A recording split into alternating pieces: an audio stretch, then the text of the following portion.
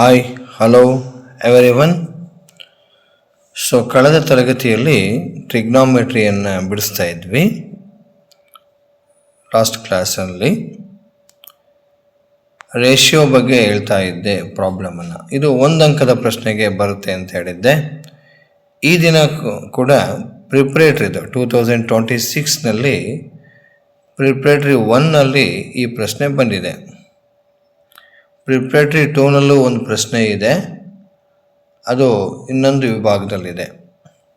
ರೇಷಿಯೋನಲ್ಲಿ ಕೊಟ್ಟಿಲ್ಲ ಅವನು, ಅದನ್ನು ಬಿಡಿಸೋಣ ನೆಕ್ಸ್ಟ್ ಕ್ಲಾಸ್ನಲ್ಲಿ. ಓಕೆನಾ? ನಾನು ಈ ಪ್ರಶ್ನೆನ ಮತ್ತೆ ಯಾಕೆ ಬರ್ಕೊಂಡಿದ್ದೀನಿ ಅಂದರೆ, ಈ ಪ್ರಶ್ನೆಗಳನ್ನು ಒಂದು ಅಂಕದಕ್ಕೆ ಕೊಡ್ತಾನೆ. ಒಂದು ಅಂಕದ ಪ್ರಶ್ನೆಗಳಿಗೆ ಈ ಒಂದು ಲೆಕ್ಕ ಇರುತ್ತೆ. ಒಂದು ಅಂಕನೂ ಕೂಡ ನೀವು ಬಿಡಬಾರ್ದು, ತುಂಬ ಸರಳವಾಗಿ ಮಾಡಬೇಕು. ಟ್ರಿಗ್ನಾಮೆಟ್ರಿನಲ್ಲಿ ಎಷ್ಟೋ ಮಕ್ಕಳು ಅದನ್ನು ಬರೆಯಲ್ಲ, ಬಿಟ್ಟು ಬಂದುಬಿಡ್ತಾರೆ, ಅರ್ಥ ಆಗಿರಲ್ಲ ಅಂತ. ಅದಕ್ಕೆ ನಾನು ಅದನ್ನು ಈಸಿಯಾಗಿ ಅರ್ಥ ಮಾಡ್ಸೋಕ್ಕೆ ಮತ್ತೆ ಅದೇ ಲೆಕ್ಕನ ಮುಂದುವರ್ಸಿದ್ದೀನಿ. ಇದೇ ಲೆಕ್ಕನ ಮತ್ತೆ ಲಾಸ್ಟ್ ಪ್ರೀವಿಯಸ್ ಕ್ಲಾಸಲ್ಲಿ ಹೇಳಿದ್ದೀನಿ, ಸೇಮ್ ಲೆಕ್ಕ, ಬಟ್ ಕ್ವಶನ್ ಚೇಂಜ್ ಮಾಡಿದ್ದಾನೆ. ನೋಡಿ ಇಲ್ಲಿ ಏನು ಮಾಡಿದ್ದಾನೆ, ಕ್ವಶನ್ನು ಪ್ರಿಪೇರ್ಡ್ರಿ 26ರಲ್ಲಿ ಕೇಳಿರೋದು 2026, ಈಗ ನೆನ್ನೆ ನಡೆದಂಥ ಪ್ರಿಪೇರ್ಟ್ರಿಯಲ್ಲಿ ಈ ಪ್ರಶ್ನೆಯನ್ನು ಕೇಳಿದ್ದಾನೆ. ಏನು ಮಾಡೋದಪ್ಪ ಅಂದರೆ, ಹೈಪೋಟೆನ್ಯೂಸ್ ಕೊಟ್ಟಿದ್ದಾನೆ ಅವನು 13 ಮತ್ತು 12 ಮತ್ತು 5 ಉಳಿದ 2 ಬಾಹುಗಳು, remaining 2 sides, right angle triangle. ಓಕೆನಾ? ಈಗ ಇಲ್ಲಿ ಟ್ಯಾನ್ ಪಿ ಅಂತ ಕೇಳ್ದ, ಮತ್ತು ಕಾಟ್ ಆರ್ ಅಂತ ಕೇಳ್ದ. ಓಕೆನಾ? ಇಷ್ಟೇ ಒಂದು ಚಿತ್ರ ಕೊಟ್ಟಿರೋದು ಲೆಕ್ಕನ. ನಾನು ನಿಮಗೆ ಅರ್ಥ ಮಾಡಿಸೋದಕ್ಕೋಸ್ಕರ ಈ ಚಿತ್ರನ 2 ರೀತಿಯಲ್ಲಿ ಬರ್ಕೊಂಡಿದ್ದೀನಿ. ಒಂದು ಸಲ ಪಿಯನ್ನು ತೀಟ ಮಾಡಿದ್ದೀನಿ, ಇನ್ನೊಂದು ಸಲ ಆರನ್ನು ತೀಟ ಮಾಡಿದ್ದೀನಿ. ಓಕೆನಾ? ಇದು ಕ್ಲಿಯರಾಗಿ ಅರ್ಥ ಆಗಲಿ ಅಂತ 2 ವಿವರಣೆನ ಬರ್ಕೊಂಡು ನಿಮಗೆ ಎಕ್ಸ್ಪ್ಲೈನ್ ಮಾಡ್ತಾಯಿದ್ದೀನಿ. ಓಕೆನಾ? ನಿಧಾನವಾಗಿ ಗೊತ್ತಾಗಿಲ್ಲ ಅಂದರೆ ಕಾಮೆಂಟ್ ಮಾಡಿ, ಮತ್ತು 2 ಸಲ ರಿಪೀಟ್ ಮಾಡಿ ವಿಡಿಯೋನ ನೋಡಿ ಕಲ್ತ್ಕೊಳ್ಳಿ. ಒಂದು ಅಂಕನೂ ಕೂಡ ಬಿಡಬಾರ್ದು. ಒಂದು ಅಂಕನೂ ಕೂಡ ನಮಗೆ ಸ್ಕೋರ್ ಮಾಡ್ಕೊಳ್ಲಿಕ್ಕೆ ಅನುಕೂಲ ಆಗುತ್ತೆ. ಈಗ ನೋಡೋಣ, ಇದು ಬನ್ನಿ. ಈಗ ಇಲ್ಲಿ ನೋಡಿ, ಈಗ ಪಿ ಅಂತ ಇದೆ ತಾನೆ, ಪಿ ತೀಟ ಆದರೆ ಈಗ ಇದು ಯಾವುದು ಬಾಹು ಆಗುತ್ತೆ, ಅಭಿಮುಖ ಆಗುತ್ತೆ. ಓಕೆನಾ? ಆಪೋಸಿಟ್ ಆಯಿತು. ಹೈಪೋಟೆನ್ಯೂಸ್ ಚೇಂಜ್ ಆಗಲ್ಲ, ವಿಕರ್ಣ ಹಾಗೇ ಇರುತ್ತೆ. ಯಾಕೆಂದರೆ ರೈಟ್ ಆ್ಯಂಗಲ್ಗೆ ವಿರುದ್ಧವಾಗಿರೋದು ಅದು. ಅರ್ಥ ಮಾಡ್ಕೊಂಡ್ರಾ? ಅದನ್ನು ಹೈಪೋಟೆನ್ಯೂಸ್ ಆಗಿ ಬರ್ತಿದ್ದೀನಿ, ನಾನು ಸಿಂಪಲಾಗಿ ಬರ್ತಿದ್ದೀನಿ ನೋಡ್ರಿ. ಈಗ ತೀಟ ಪಿ ಆದರೆ ಕ್ಯೂ ಆರು ಅಭಿ ಆಗುತ್ತೆ, ಅಂದರೆ ಆಪೋಸಿಟ್ ಸೈಡ್ ಆಗುತ್ತೆ. ಈಗ ಇದು ಅಡ್ಜಸೆಂಟ್ ಸೈಡ್ ಆಗುತ್ತೆ, ಪಾರ್ಶ್ವ ಅಂತ ಬರಿತೀವಿ. ಕ್ಲಿಯರ್ ಆಗುತ್ತಾಯ್ತಾ? ಈಗ ಪಿ ತಾನೆ, ಸೂತ್ರ ಏನು ಹೇಳುತ್ತೆ ನೋಡಿ, ಟ್ಯಾನ್ ಪಿಗೆ, ಟ್ಯಾನ್ಗೆ ಏನು ಹೇಳುತ್ತಪ್ಪ ಸೂತ್ರ, ಆಪೋಸಿಟ್ ಬೈ ಅಡ್ಜಸೆಂಟ್ ಅಂತ ಹೇಳುತ್ತೆ. ಟ್ಯಾನ್ ರೂಲ್ ಏನು ಹೇಳುತ್ತೆ, ಆಪೋಸಿಟ್ ಬೈ ಅಡ್ಜಸೆಂಟ್ ಅಂತ, ಅಭಿ ಬೈ ಪಾರ್ಶ್ವ ಅಂತ ಹೇಳುತ್ತೆ. ಆಗ ಟ್ಯಾನ್ ಬರ್ಕೊಳ್ಳೋಣ. ಟ್ಯಾನ್ ತೀಟಾ, ಕ್ಲಿಯರಾ? ಅಂದರೆ ಟ್ಯಾನ್ ಪಿ ಅಂತ ಇದೆ, ಪಿ ಬರಿತೀನಿ ನಾನೀಗ. Tan P is equal to opposite ಅಂದರೆ ಯಾವುದು, 5. ಓಕೆನಾ? ಆಪೋಸಿಟ್ ತಾನೇ ಇದಿರೋದು. ಒಂದು ಸಲ ಬರ್ಕೊಂಬಿಡಿಬೇಕಾ ನಿಮ್ಗೆ ಇನ್ನೂ ಅರ್ಥ ಆಗಂಗೆ.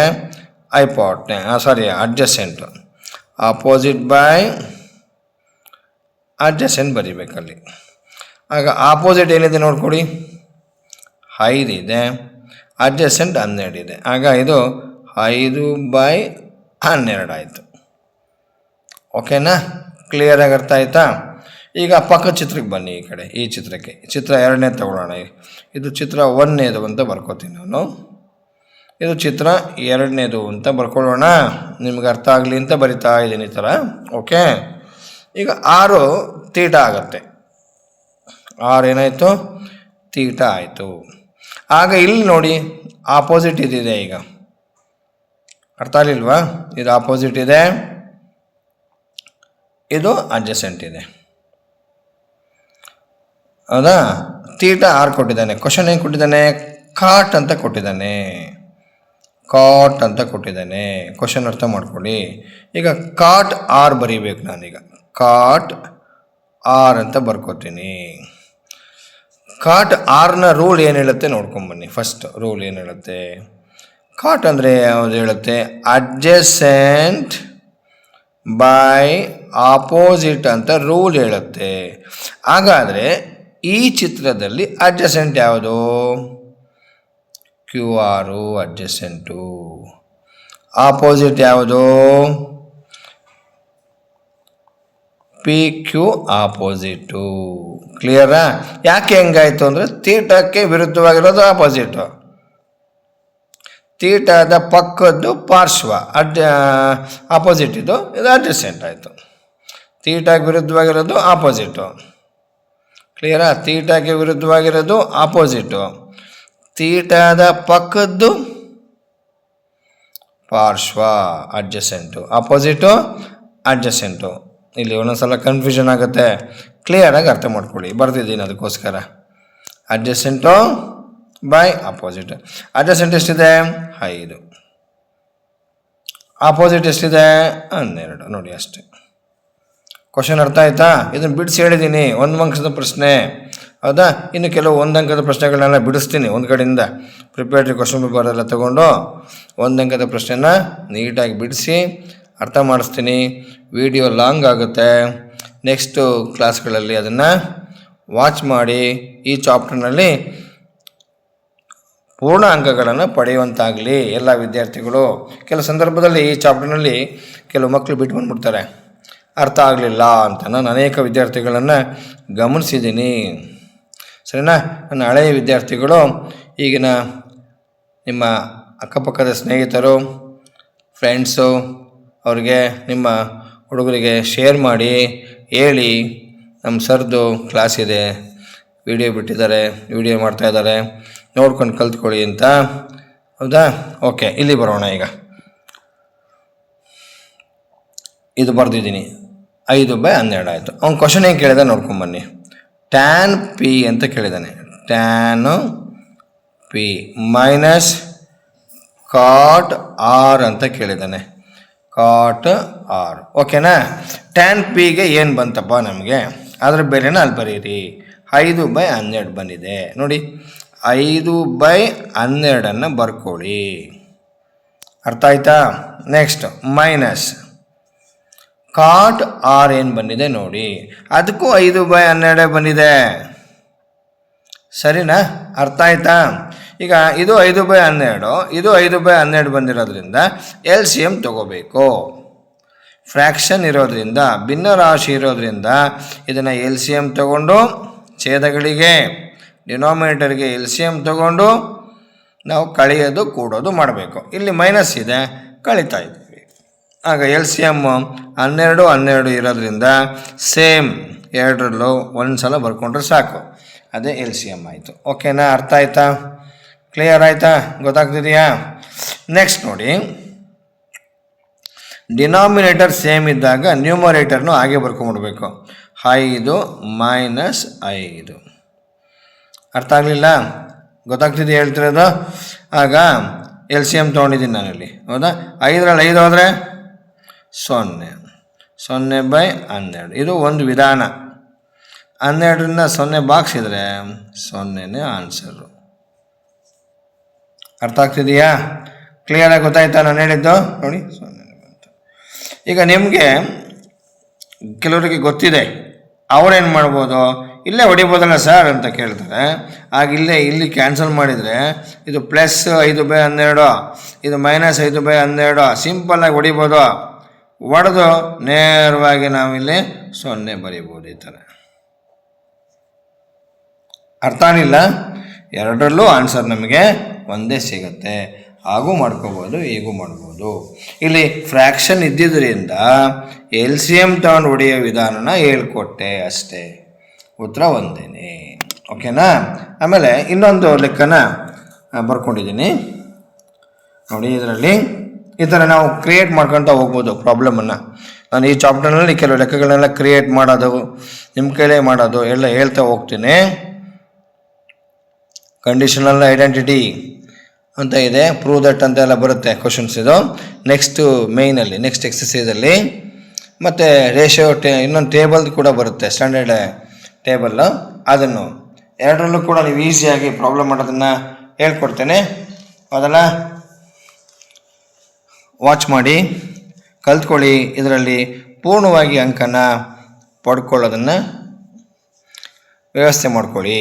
ನೋಡೋಣ ಈಗ ಇದನ್ನು ಬೇಗನೆ ಹೇಳ್ತೀನಿ ನೋಡಿ. ಇದು ಸೈನ್ ಎ ಕೊಸಿಕೆಂಟ್ ಎ ಸಿನ ಬೆಲೆ ಕಂಡುಹಿಡಿಯಿರಿ ಅಂತ ಹೇಳಿದಾನೆ. ಚಿತ್ರ ಕೊಟ್ಟಿದ್ದಾನೆ, ಸೈನ್ ಎ ಪ್ಲಸ್ ಕೊಸಿಕೆಂಟ್ ಎನ ಚಿತ್ರ. ನಾನು ಇಲ್ಲಿ ಈ ಥರ ಎರಡು ಫಿಗರ್ ಬರ್ಕೊಂಡಿಲ್ಲ, ಇಲ್ಲಿ ಬರ್ತಿದ್ದ ಎರಡು ಫಿಗರ್ನ ಇಲ್ಲಿ ಬರೆದಿಲ್ಲ, ಹಾಗೆ ನೇರವಾಗಿ ಹೇಳ್ತೀನಿ. ಈಗ ಸಿ ಅಂದಾಗ ಸಿ ತೀಟ ಮಾಡ್ಕೋಬೇಕು, ಎ ಅಂದಾಗ ಎ ತೀಟ ಮಾಡ್ಕೋಬೇಕು, ಅಷ್ಟೇ ಸಿಂಪಲ್ಲಾಗಿ ಹೇಳಬೇಕು ಅಂದರೆ. ಓಕೆನಾ? ಇದು ವ್ಯಾಲ್ಯೂಸ್, ಇವನ್ನ ಟ್ರಿಪಲ್ಸ್ ಅಂತ ಹೇಳ್ಕೊಟ್ಟಿದ್ದೀನಿ, 17, 15, 8. ಓಕೆನಾ? ಈಗ ಸೈನ್ ಎ ಏನಿದೆ ನೋಡಿ. ಸೈನ್ ಎಗೆ ರೂಲ್ ಏನು ಹೇಳುತ್ತೆ? ಒಂದು ಸಲ ನಿಮಗೆ ಕನ್ಫ್ಯೂಷನ್ ಆದರೆ ಈ ಥರ ಬರ್ಕೊಳ್ಳಿ, ಕನ್ಫ್ಯೂಷನ್ ಕ್ಲಿಯರ್ ಆಗೋವರೆಗೂ. ಕನ್ಫ್ಯೂಷನ್ ಕ್ಲಿಯರ್ ಆದಮೇಲೆ ನೇರವಾಗಿ ಬರ್ಕೋಬೋದು. ಆಪೋಸಿಟ್ ಬೈ ಹೈಪೋಟೆನಸ್ ನೋಡ್ಕೊಳ್ಳಿ. ಸೈನ್ಗೆ ಏನು ಹೇಳುತ್ತೆ ರೂಲು? ಆಪೋಸಿಟ್ ಬೈ ಹೈಪೋಟೆನಸ್ ಅಂತ ಹೇಳುತ್ತೆ. ಆಪೋಸಿಟ್ ಯಾವುದು? ಈಗ ಎ ತಾನೆ ತೀಟ, ಆಪೋಸಿಟ್ ಯಾವುದು? 8. ಹೈಪೋಟೆನಸ್ ಯಾವುದು? 17. ಅರ್ಥ ಆಯ್ತಾ? ಫಿನಿಶ್ ಆಯ್ತದ ಅಷ್ಟೇ. Next cosecant A. Cosecant theta rule ಏನು ಹೇಳುತ್ತೆ ನೋಡ್ಕೊಳ್ಳಿ. ಫಸ್ಟ್ ರೂಲ್ ಬರ್ಕೊಳ್ಳಿ. ಕೊಸಿಕೆಂಟ್ ಸಿ ಅಂತ ಇದೆ ಇಲ್ಲಿ. ಕೊಸಿಕೆಂಟ್ ತೀಟ ಅದು ರೂಲ್ ಏನು ಹೇಳುತ್ತೆ? ಅದು ಹೈಪೋಟೆನಸ್ ಬೈ ಆಪೋಸಿಟ್ ಅಂತ ಹೇಳುತ್ತೆ ರೂಲು, ಕೊಸಿಕೆಂಟ್ ರೂಲು. ಓಕೆನಾ? ಅದನ್ನು ಬರ್ಕೊಂಡಿದ್ದೀನಿ. ಹಾಗಾದ್ರೆ ಇಲ್ಲಿ ಸಿ ಅನ್ನೋದೇನು? ತೀಟ ಆಯಿತು. ತೀಟ ಆದಾಗ ಹೈಪೋಟೆನಸ್ ಯಾವುದು? 17 ಆಯಿತು. ಆಪೋಸಿಟ್ ಯಾವುದು? 15 ಆಯಿತು. ಆಗ ಉತ್ತರ ನಮಗೆ 17/15 ಬರುತ್ತೆ. ಕ್ಲಿಯರಾ? ಅರ್ಥ ಆಯ್ತಾ ಹೇಳಿದ್ದೀಗ? ಸೊ ಇಲ್ಲಿ ಏನು ಚಿಹ್ನೆ ಕ್ವಶನ್ ಹೇಗೆ ಕೊಟ್ಟಿದ್ದಾನೆ ನೋಡ್ಕೊಂಬನ್ನಿ. ಈಗ ಪ್ಲಸ್ ಕೊಟ್ಟಿದ್ದೆ ನೋಡಿ. ಇಲ್ಲಿ ನಾನು ಕಳೆದ ವಿಡಿಯೋದಲ್ಲಿ ಮೈನಸ್ ಇರೋದು ಹೇಳಿದ್ದೆ, ಅದು ಪ್ರಿಪೇರ್ಡ್ನಲ್ಲಿ ಬಂದಿದೆ ಅಂತ. ಇದರಲ್ಲಿ ಮೈನಸ್ ಇರೋ ಬದಲಿಗೆ ಪ್ಲಸ್ ಬಂದಿದೆ, ಸೈನ್ ಇದೆ, ಕೊಸಿಕೆಂಟ್ ಇದೆ. ಅಲ್ಲಿ ಕಾಟು ಟ್ಯಾನ್ ಕೊಟ್ಟಿದ್ದ. ಓಕೆನಾ?